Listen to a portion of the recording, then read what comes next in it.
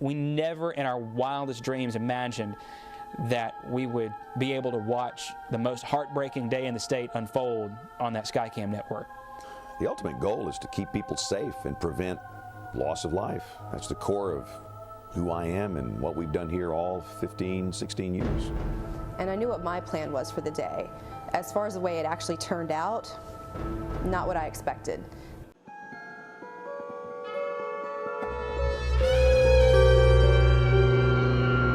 So we're blue in the face, and I'll say this again, if you know anybody in any place that Jason just called out, call them. There's a good chance you can't get them, but just by golly, maybe you can with a cell phone.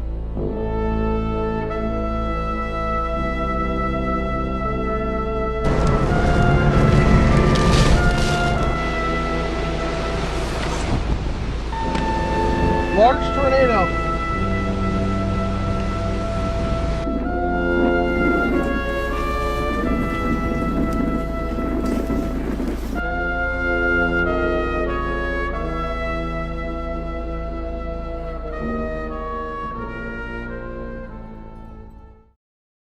2011. What was going on in this year? I don't know, because I was 4. But I'm pretty sure something was happening. But what I do know that was happening this year was tornadoes, as 2011 has become a standout year for tornadoes. Not only for tornado amount, but the intensity of the tornadoes that happened during this period. And surprisingly, 2011 actually started out a bit below average, but once springtime rolled around, it began to ramp up. But the outbreak we'll be talking about today is the infamous April 27, 2011 super tornado outbreak, where not only would there be a lot of tornadoes, there will be several violent tornadoes with not 1, not 2, not even 3, but 4 EF5s within the same day. And may I mind you, since 2000 to 2023, there have only been 9 EF5s, meaning that almost half of all of those EF5s happened on April 27, 2011. That just goes to show how insane this day was. But with that being said, let's get into it. It would all start early in the morning as Jason Simpson and the ABC 3340 news team were hard at work broadcasting some strong storms moving in. These were the previous day's storms, as April 27, 2011 was a part of the 3-day tornado outbreak. These storms would end up doing some serious damage as they moved through Mississippi and Alabama, as they created strong wind gusts and even some strong tornadoes, as some of them got up to EF3 intensity. This would only serve to create complications, as a lot of areas across these regions would lose power. And due to what was to come just hours after this, losing power would be, if you weren't able to get it back on in time, very, very bad, as you would not be able to receive any warnings. And on a day like this, unless you're incredibly lucky, would almost be a death sentence. But as the first wave moved out of the area, you'll probably notice something, or well, the lack thereof. There was tons of clearing already at 9 a.m. And for those who don't know what I'm talking about, storms feed on energy. And when there are a lot of storms in your sector, they tend to eat up all that energy. But when there aren't, that allows the energy to build up for your storms later on.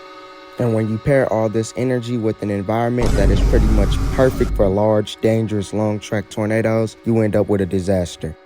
Luckily though, due to the SBC being 10 steps ahead, they will issue that infamous high risk. This would include a 45 hatched for wind, a 45 hatched for hail, and a 45 hatched for tornadoes. But as the day continued, another small line moved through the northern area of the risk, producing a few more tornadoes. But in Mississippi at around 12:30, redevelopment would begin, and this would spell disaster for our risk areas, as this was the beginning of our outbreak.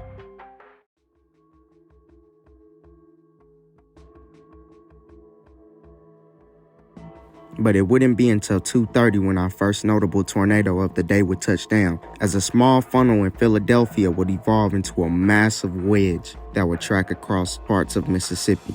This monster would stay on the ground for around 30 minutes and cause 1.1 million in damages. It would sadly take the lives of 3 people and injure 8. All in all, this tornado was rated EF5 with 205 mile-per-hour winds. Ooh, that's a big mythology cow.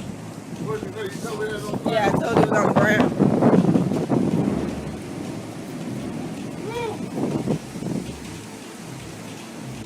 Our next tornado would touch down whilst our Philadelphia tornado was ongoing at around 2:40 p.m. An isolated supercell would begin making its way towards Coleman as it rapidly strengthened and rotated. It would then drop a hybrid multi-vortex drill bit tornado right before impacting the town. It would drill right through the town with 175 mile per hour winds, giving it an EF4 rating.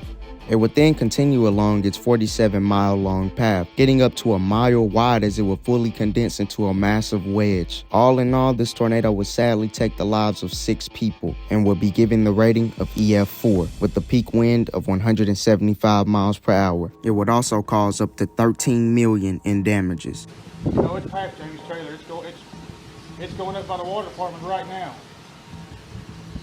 Our next tornado would touch down at around 3:05 p.m. just to the north of Hamilton, Alabama. It would then continue to gain strength before plowing through the community of Hackleburg and Field Campbell, causing EF5 damage in both sites. This tornado sadly earns itself the title of deadliest tornado in Alabama state history, with 72 casualties. It is also one of the costliest tornadoes in U.S. history, ranked number 9, with $1.3 billion worth of damages. This tornado will also have an extremely long path of 132 miles, as it was on the ground for 2 hours and 35 minutes, which is extremely long for a tornado. This was an absolute machine of a tornado, and all in all, it would be rated EF5 with 210 mile per hour winds.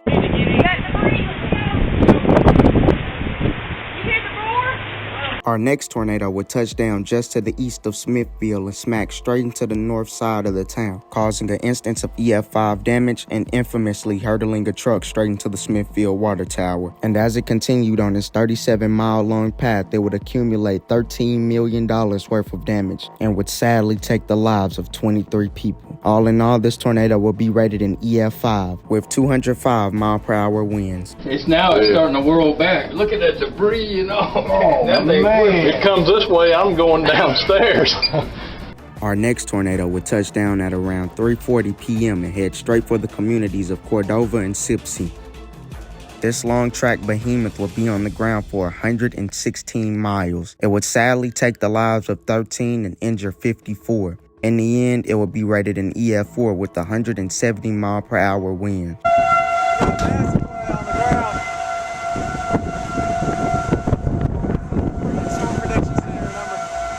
Now moving to northeast Alabama, we have the Flat Rock EF4, which although not being on the ground for very long with the path length of 27 miles, this tornado was very intense as it had wind speeds of 190 miles per hour, earning it its rating of EF4. This beast will sadly take the lives of 11 people, and all in all, it will receive the aforementioned EF4 rating.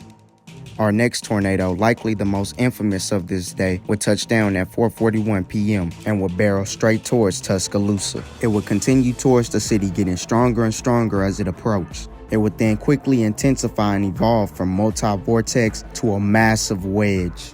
It would continue on its 90-mile-long path. As it grew stronger and stronger, it would set its sights on Birmingham. Luckily, though, by the time it had made it to the city, it was towards the end of its life cycle. It would still cause damage just skirting the north edge of the city. All in all, this tornado would injure over 1,500 people, kill 64 plus 8 indirect, cause $2.4 billion worth of damages, and receive the rating of EF4 with 190 mile per hour winds. A truly catastrophic event in a catastrophic event. Damaging, violent wedge tornado. It's a killer tornado. There's been loss of life in Tuscaloosa with this as it came through. And now back to northeast Alabama for the final tornado that we'll be talking about today, the Rainsville EF5. This monster would directly impact parts of eastern Rainfield and Plainview. It would cause $10 million in damages and sadly take the lives of 25 people. It was on the ground for 36 minutes and would travel a total distance of 37 miles. This beast would have peak wind speeds of over 200 miles per hour, earning its rank as EF5. We have a tornado.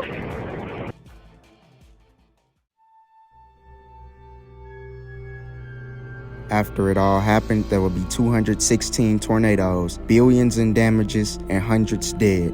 This was truly a catastrophic event as it was a super tornado outbreak. Not only were there a lot of tornadoes, but a lot of extremely damaging ones as well. But with that being said, I hope you guys enjoyed, and this is KB Weather, out.